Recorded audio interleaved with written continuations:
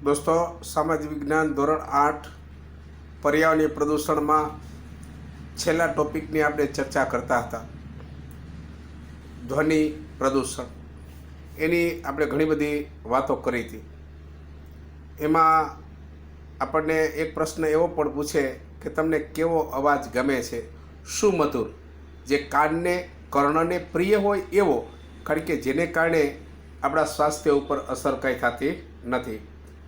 ध्वनि प्रदूषण पछी आपणे पाठना एंड तरफ जईए, थोड़ा घणो पाठ बाकी छे कि दरेक मानवीना जीवननी अंदर पाणी केटલું अमूल्य छे।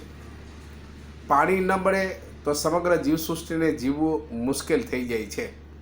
एटले जलम जनस्य जीवनम, जलम वृक्षम लताम फलम फूलम फालम, एटले जळथी ज બધું ફળે છે, ફૂલે છે, ફાલે છે, વૃદ્ધિ અને વિકાસ થાય અને સમગ્ર જીવસૃષ્ટિ જળથી જીવે છે એવું આપણે કહીએ છીએ।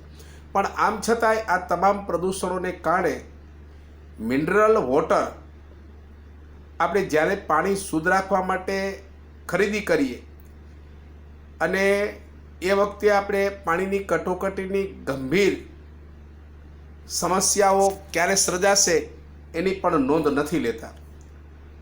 સવાલ માત્ર પાણીનો નથી, એટલે ગાંધીજીએ એવું આપણને કીધું છે કે જળ, જમીન અને જંગલ એ દરેક વિશ્વના લોકો માટે સામુદાયિક એટલે બધા ઉપયોગ કરી શકે એવા પાણીના સ્ત્રોત છે। બધી જળ, જમીન અને જંગલ એ બધા લોકો ઉપયોગ પોતાના વિકાસ માટે કરી શકે અને આનો ઉપયોગ કરવા માટે તેનો જળનો, જમીનનો અને જંગલનો એ સૌ કોઈને સમાન અધિકાર મળેલો છે। પણ વેપારની વસ્તુ બનાવી અને નૈતિક આપણે જે ગુનો કરીએ છીએ એ ખરેખર ગુનાપાત્ર સજા છે।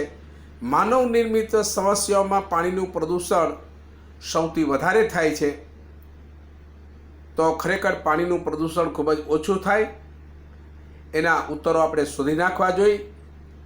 એના માટેના વિકલ્પો આપણે સૌ કોઈએ સામૂહિક રીતે, સહિયારા રીતે સાથે મળીને આપણે બધા લોકોએ જનચેતના, જનજાગૃતિની જવાબદારી બની અને કાર્યક્રમો કરવા જોઈએ।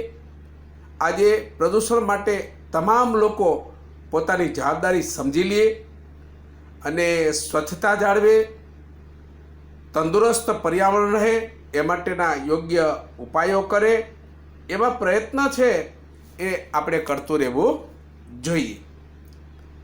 કારણ કે એવડો મોટો દેશના વિકાસો માટે પર્યાવરણ પ્રદૂષિત માટેની સમસ્યાઓ ગંભીર થતી જાય છે, તો બને ત્યાં સુધી આપણે પર્યાવરણમાં જમીનનું, જળનું, ધ્વનિનું પ્રદૂષણ ઓછું થાય અને સમગ્ર માનવ જાતિ અને સમગ્ર જીવસૃષ્ટિનું સ્વાસ્થ્ય તંદુરસ્ત, નિરોગી જળવાઈ રહે એ રીતે આપણે સૌ કોઈએ સાથે મળી અને સહારા પ્રયત્ન સાથે જળ, જમીન અને જંગલો છે એમાં પર્યાવરણ ઓછું થાય એવા બધાય પોતાની નૈતિક જવાબદારી સમજે, સ્વચ્છતા જાળવે, વાતાવરણ તંદુરસ્ત બનાવે। જો વાતાવરણ સ્વચ્છ હશે, તંદુરસ્ત વાતાવરણ હશે તો જ આપણે સ્વસ્થ હશું। કારણ કે પેલું સુખ જાતે નરિયા। અહીંયા સમગ્ર પાઠને આપણે વિરામ આપીએ છીએ। હવે પછી આપણે ત્રીજા પાઠની વાતો હવે પછીના લેક્ચરમાં કરશું। હરિઓમ।